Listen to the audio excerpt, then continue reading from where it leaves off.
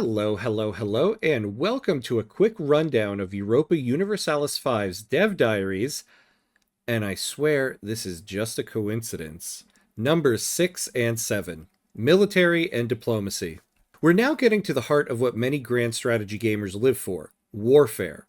Europa Universalis has an interesting time period to cover in this topic, since there's so much change that happens over the 500 years EU5 covers. So, if you're a busy gamer on the go and don't have time to read the full Dev Diaries, here is a quick TLDR rundown of what was discussed. As always, if you want to read the full Dev Diaries, and I highly suggest that you do, links to them are in the description. Let's dive in. Like I said, what's interesting about the military in this game is how much it will change from the game's start to the end game. At the beginning of the game, your military will be made up of levies. You do not have a professional army at game start. Pops will leave their jobs and their fields to go fight in your wars. This will have consequences for you because when a pop dies in war, they do not return to their job. So, if you have a war that suffers a lot of casualties, you'll see the effects of that in your economy post-war. The quality of the levies depend on the type of pop they are. Peasants will become standard levies, a very weak type of soldier but greater in numbers, so they will make up the bulk of your army. Burghers and clergy will become footmen, and nobles will become knights. You can see in the image here the vast differences in numbers from each of these types. During war, you cannot replenish your manpower like you can in Victoria 3. You will have to disband the army and raise a new one. Though remember, that means it's the same for your opponent as well, which is why it's best to enter a battle with a higher tier soldier, similar to Crusader Kings 3. As you start to advance through the ages and develop more tech, you'll start to unlock military buildings that employ a new pop type, soldiers. This is how you will start a transition from levy-based army into a more professional standing army. The first one you'll unlock is the armory building, which comes in the Age of Renaissance under the Professional Armies institution. Armories can only be built in urban locations, whereas training fields can be built in rural ones. Similar to armories, it is a building that can recruit manpower. However, it doesn't get unlocked until the Age of Discovery under the Pike and Shot institution. Now we move on to the actual wars and battles you will fight. On the battlefield, your soldiers are positioned in 4 ways: left flank, center, right flank, and reserves. These positions will determine how your soldiers enter the battle, and the time at which they enter is determined by their initiative. For example, cavalry and light infantry will have a higher initiative than heavy infantry, so they'll enter the battle first. These positions will play a crucial role because, let's say, one flank collapses, it exposes the center and ultimately the destruction of your army. In this column, you can see how you position the various soldiers in your army for a battle. Here we see the lancers make up both the left and right flank. Each army will have generals assigned to them. These generals will be a member of your court and will have attributes that can benefit an army. For example, having a high administrative skill will boost siege ability, help your troops get into the battle quicker, and increase logistic distance. The general's diplomatic skill will boost army morale, initiative, and unit food consumption, and their military skill will boost the army's movement speed, discipline, and combat speed. There are 4 unit types that will make up your army: infantry, cavalry, artillery, and auxiliary. As your military transitions from the early game to the late game, so too will the emphasis of your armies. In the early game, heavy cavalry units will be one of the strongest you can get. As you start to get closer to the later stages of the game, you will transition to a more infantry-based army. There will also be certain units that are unique to certain regions or cultures. For example, the longbowmen are unique to the English culture. The size of your armies will also drastically change as your army changes. In the early game, a good-sized army will be around 100 soldiers, whereas in the later stages of the game, you can get armies sizing around 3,000. An early auxiliary unit will be the camp followers. These are units that will secure logistics for your army. For example, increasing the food storage for your army, allowing them to travel over longer distances. And this brings us to what I think is going to be a very exciting mechanic: logistics and food. You will not be able to send your armies halfway around the world and just pay 1 ducat of maintenance and call it a day. You will have to be very mindful of where you send your armies and how far away it is. Your army will set out with a certain amount of food stored up, but they will have to resupply at some point along the way. They can resupply at the closest friendly location. In the map here, you see a green line showing the army's connection to the closest friendly location. This line can only be stretched so far and is vulnerable to enemy attacks. This means you can cut armies off from their supply line and increase your chances in battles by causing your opponent to suffer attrition. This is why, for your own armies, you'll have to be mindful of where you place supply depots and where your friendly locations are. Weather will also play a major factor in war. For example, if you have to fight a war in winter, you will find much less food production along the way, making it more difficult to secure your army's logistics, which again will raise attrition. However, this also means you might have opportunities to access locations that otherwise you can't. Waterways can freeze over, allowing your armies to cross. But on the flip side, sometimes severe winters can make mountain crossings impassable. And finally, we get to battles. Each battle will begin with artillery fire from each side, causing an initial loss in manpower.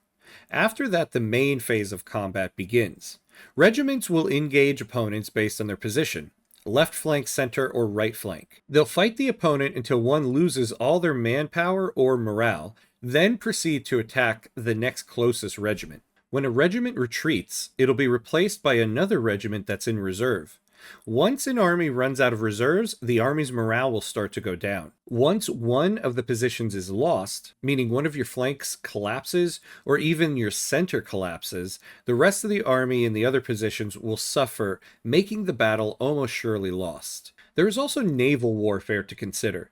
Navies follow pretty much the same rules as armies. Your manpower will be made up of sailors. You will have buildings specific to navies that increase this manpower. Navies can increase food supply to your armies when your army is fighting overseas, as well as have the ability to blockade.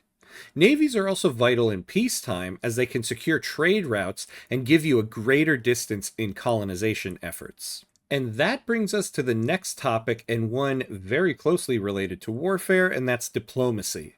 Diplomacy in EU5 will be reliant on a currency known as diplomats. Essentially, you will need to spend diplomats in order to do diplomatic actions. The max number of diplomats you can have and your ability to generate more is based on your country rank, society values, tech, diplomatic spending, and building the royal garden in your capital. The first thing to consider when engaging in diplomacy is what nations you can interact with, and this introduces the mechanic of diplomatic range. Your diplomatic range will affect what nations you can interact with based on how far they are from you. This will be based on the tech you have and the country rank you are. Think of this mechanic as a measure of how far your diplomats can travel. In the example here, we can see who England can interact with. In the early game, your diplomatic range will mainly be how far you can see on the map. But as you advance in tech, you can get boosts to this, as you can see here when you discover foreign envoys. Next, we'll examine diplomatic capacity. There will be a mechanic that limits the amount of diplomatic commitments your country can handle. Not all countries will have the same diplomatic capacity value. An alliance with a large country will take more of your diplomatic capacity than a smaller one. In the image here, you can see how your max diplomatic capacity is calculated, and above that, you can see how much of its capacity England is using. You can see at the bottom, England is benefiting from diplomatic spending. In your economy tab, you'll have a slider to set how much you are spending on diplomacy. You'll have to consider how much money is worth the diplomacy you're trying to maintain. Diplomatic spending doesn't just impact diplomatic capacity, though. By increasing diplomatic spending, you also increase subject loyalty, the maximum number of diplomats, and your monthly diplomatic generation. You will also have to keep in mind your diplomatic reputation. This measures how other countries view you. Their view of you is measured in the mechanic of trust. Think of your diplomatic reputation as a measure of how all countries view you as a whole, and trust measures how one country in particular views you. Diplomatic reputation is increased through tech, laws, government reforms, and national values. Below you see the government reform of diplomatic traditions, giving a boost to both diplomatic reputation and diplomatic capacity. You can increase trust with another country by professing trust to them. This increases how much that country trusts you, but comes with a cost to your diplomatic reputation. If you are a great power and you have the highest diplomatic reputation, you will be considered the diplomatic hegemon. This will give you a unique diplomatic action called influence country. This will allow you to increase both relations and trust. You can also curry favors from another nation. The rate at which you accumulate favors depends on your cultural influence compared to their cultural tradition value. When you spend favors with a nation, that generates favors to them in return. Refusing a request from another nation that is using favors on you significantly decreases the trust they have in you. To balance this out, there is a cap to the number of favors two countries can have with each other. There will also be a system of royal marriages. These will increase trust and relations between the two nations, and over time can lead to a personal union between the two, where one country inherits control over the other. You will be able to declare other nations as your rival. This comes with the benefit of being able to intervene in wars or fabricate humiliation wars, which allows you to reduce your rival's prestige and increase yours. And this brings us to subjects. There is an intricate system of types to consider. The different types are tributaries, colonial subjects, dominions, vassals, and fiefdoms. All of these come with different allowances on money paid, manpower given, war participation, and so on. Each subject will have a loyalty score to you ranging from 0 to 100. When loyalty falls below 50, your subject will become disloyal. A disloyal subject will not come to your aid in wars and cannot be diplomatically annexed. You can prevent this by keeping loyalty up. The way you increase loyalty is with trust, diplomatic reputation, and improved relations.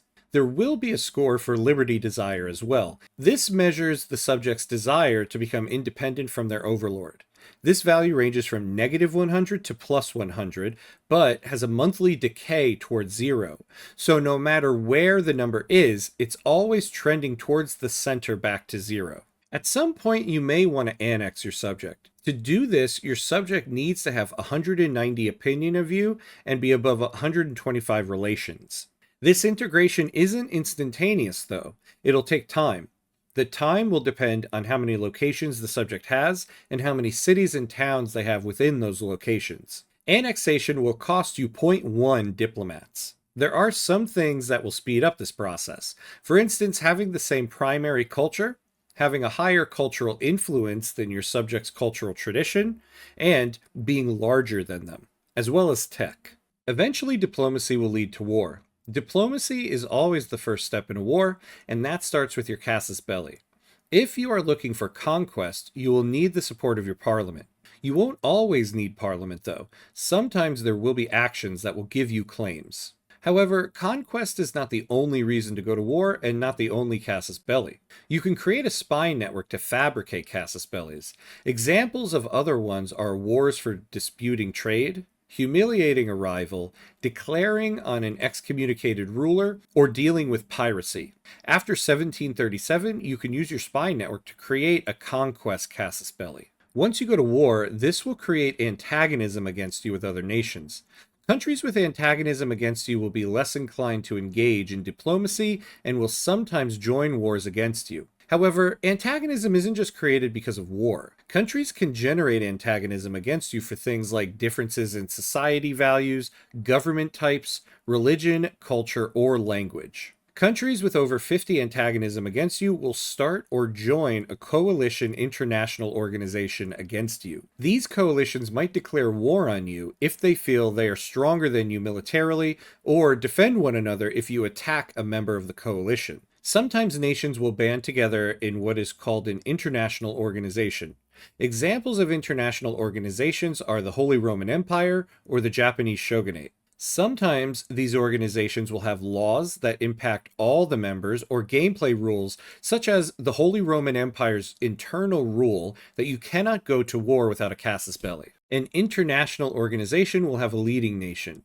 This is the nation that will be the authority to enforce rules and kick out other nations. Another type of international organization is the personal union international organization. When a single ruler, a royal family, or a marriage union rules multiple nations, it forms this personal union IO. Generally, these unions will be defensive alliances, though sometimes the nations will cooperate in offensive wars if the members approve the action through the union law voting system. After a personal union has been around for at least 50 years, the leading nation can begin the unification process, which follows the same rules as annexation. Sometimes this union will lead to a federal union, which emphasizes equality among members and grants shared bonuses. There will be a society value with belligerent at one end and conciliatory at the other. Leaning more towards belligerent will reduce antagonism received, decrease war score costs, increase spy network speed, and increase Casus belli generation speed, but